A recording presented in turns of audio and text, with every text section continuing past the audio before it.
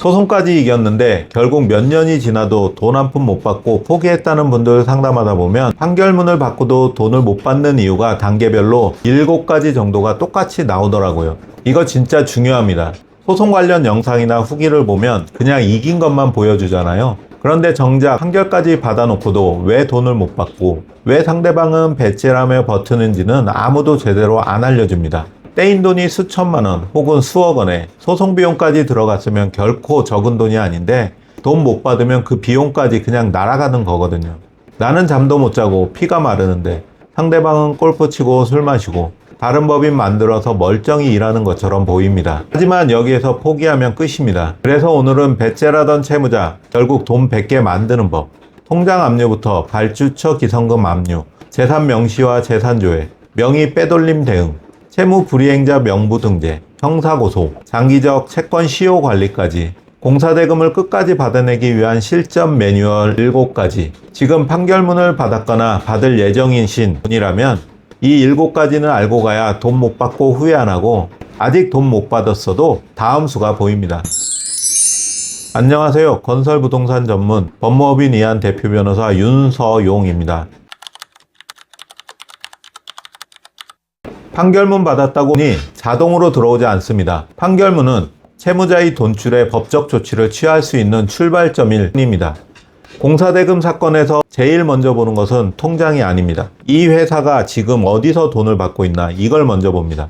건축주가 채무자인 경우에는 공사, 토지와 건물, 임차보증금, 매각대금을 봐야 하고 건설사가 채무자인 경우 그 회사가 그 현장 또는 다른 현장에서 받을 기성금, 정상금, 그리고 공제조합 출자금을 먼저 봐야 합니다. 실제 제가 진행했던 사건인데요. 하도급 업체가 원청을 상대로 2억 원의 공사대금 판결을 받았습니다. 그런데 이미 현장의 준공금은 모두 지급되었고 원청, 법인 통장은 거의 비어 있었습니다. 그런데 사장님이 건설 현장을 수소문해 보니까 원청이 다른 현장에서 준공을 앞두고 있는 현장이 있었고 시행사 쪽에 받을 정상금이 남아 있었습니다. 이때 원청 통장만 압류했으면 잔고 몇십만 원 잡고 끝났을 겁니다. 하지만 다른 현장의 준공금 채권을 먼저 특정해서 압류 추심 절차를 밟으니 채무자 원청이 먼저 협의를 요청해 왔고 공사대금 전액을 지급받을 수 있었습니다. 이게 공사대금 회수의 핵심입니다. 통장보다 앞으로 들어올 큰 돈을 먼저 잡아야 합니다.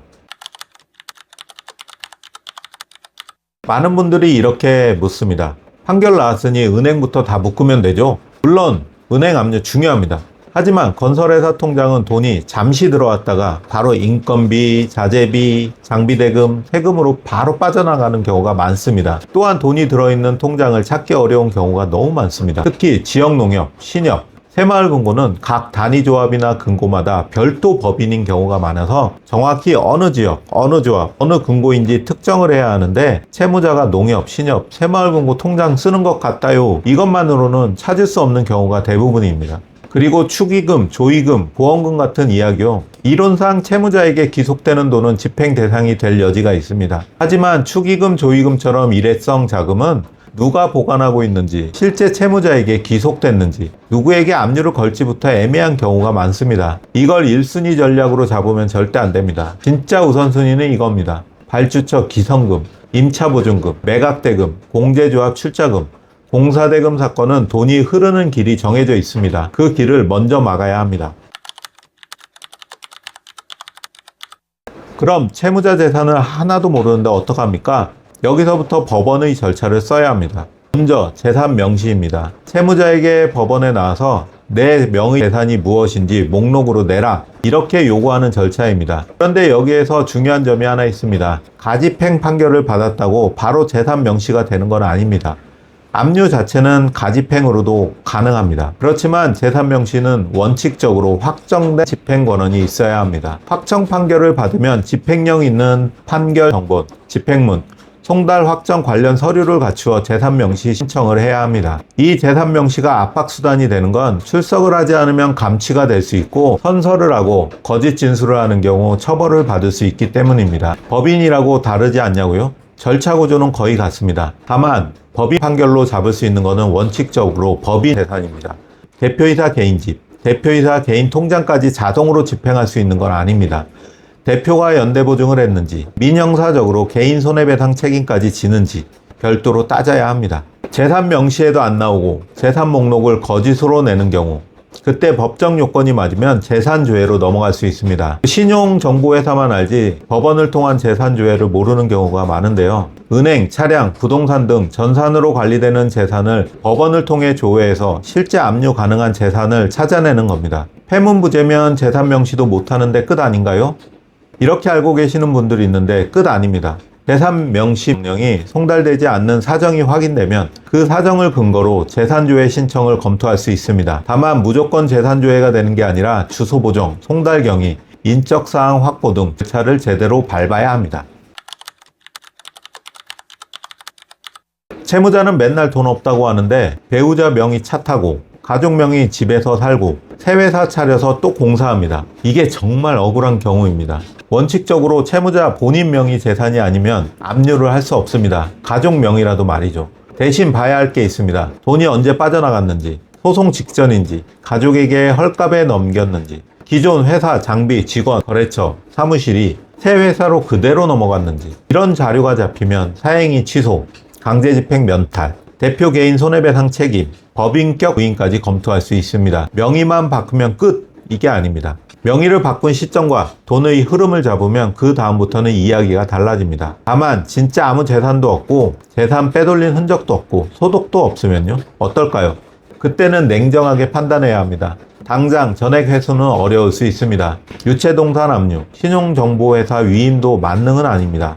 부모님 집에 있는 물건은 부모님 소유일 수 있고 가져갈 물건이 없으면 집행실익도 없습니다. 신용정보회사도 정상적인 압류 등이 되지 않으면 적당히 들고 있다 포기할 수밖에 없습니다.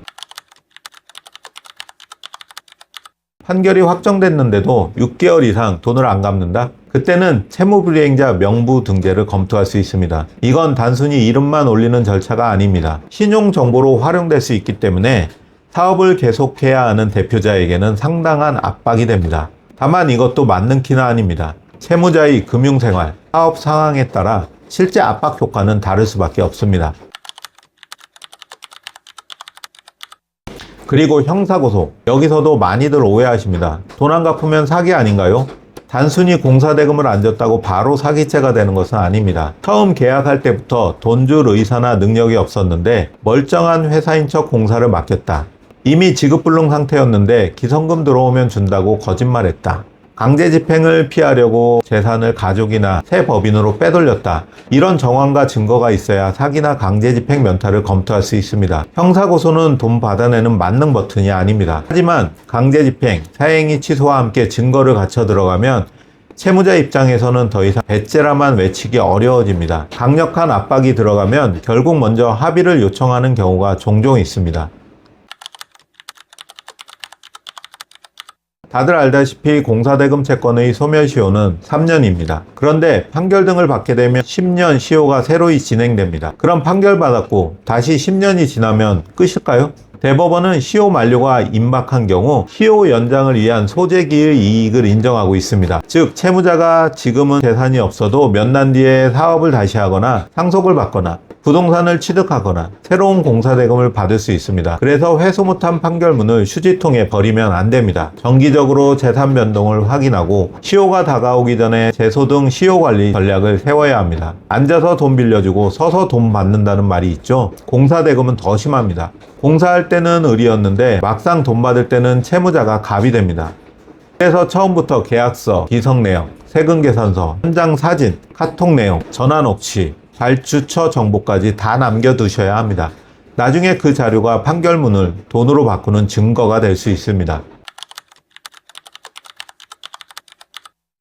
자, 정리하겠습니다. 배째라 하는 채무자에게 화를 내는 것만으로는 돈이 나오지 않습니다. 그렇다고 포기할 일도 아닙니다. 통장에 돈이 없으면 발주처 기성금을 보고, 부동산이 없으면 임차보증금과 정상금을 보고, 재산을 숨긴 흔적이 있으면 그 가족, 관계회사, 새 법인으로 빠져나간 돈의 흐름을 봐야 합니다. 그리고 재산 명시, 재산조회, 채무 불이행자 명부 등재, 사행위 취소, 형사고소까지 상황에 맞게 전략을 짜야 합니다. 핵심은 하나입니다. 채무자를 괴롭히는 절차를 많이 하는 게 아니라 실제 돈이 나온 곳을 먼저 찾아 잡는 것. 공사대금 판결을 받았는데 아직 돈 한 푼도 못 받고 계신가요? 대금 회수 전략을 마련하고 싶으신 분들은 아래 고정 댓글 링크 클릭해서 상담 신청해 주세요. 영상 도움 되셨다면 좋아요, 구독 눌러주세요. 시청해 주셔서 감사합니다.